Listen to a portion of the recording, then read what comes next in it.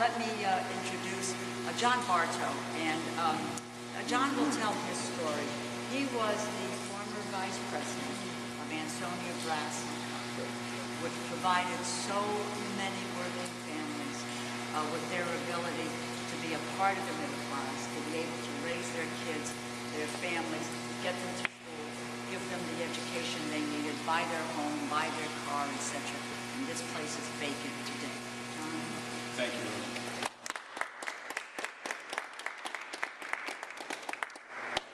Thanks, everybody. I think everybody in this room agrees with everything that's been said, understands the issue, and what we're trying to do here today, what Rose is trying to do, is get this message beyond this room to the people who don't understand it.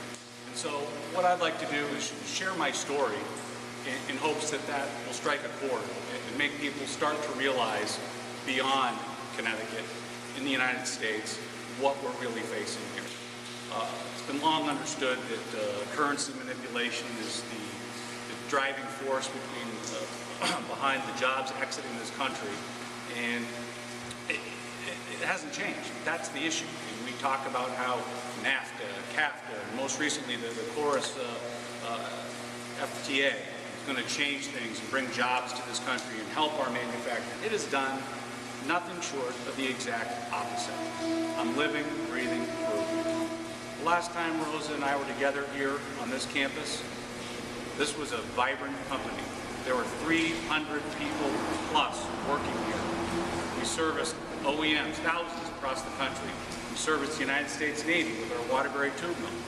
We've been doing that for years. The company's been in existence since 1845. In 2008, we had revenues of $50 million. Now there are 0 jobs and 0 revenues. All that's left is picking the metal out of the buildings, trying to get some value out of them so we can have enough money to demise the buildings and hopefully have a proper future use for this campus for the town of Ansonia. That's what we're left with.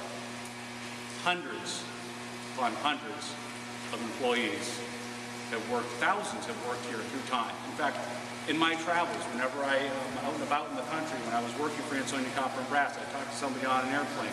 They'd say, oh, I was from Connecticut. Matter of fact, my grandfather worked for Ansonia Copper and Brass, and his father did. Generations of families were supported by this company where we now stand. And it's just with great sadness that we find ourselves here today. And the fact is, our enemy is ourselves. That's the unfortunate part about this. And we have to get our senators to understand, and all of our elected representatives to understand what we're up against.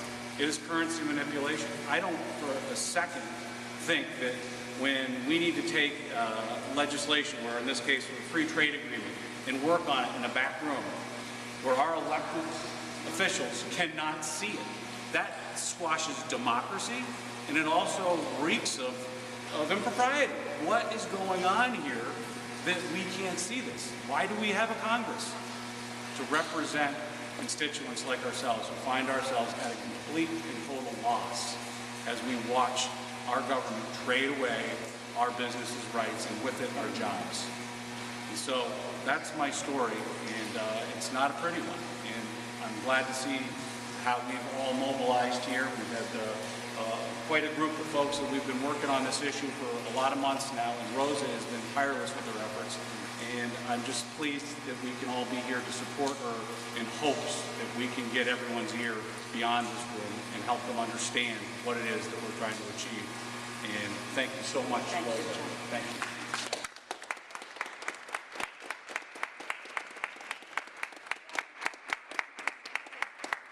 I think that people need to know that the governments of these 11 countries have all had the opportunity to read the entire agreement. Corporations have sat at the table, about 600 of them, all with copies of the agreement. Members of Congress have not seen the agreement. We have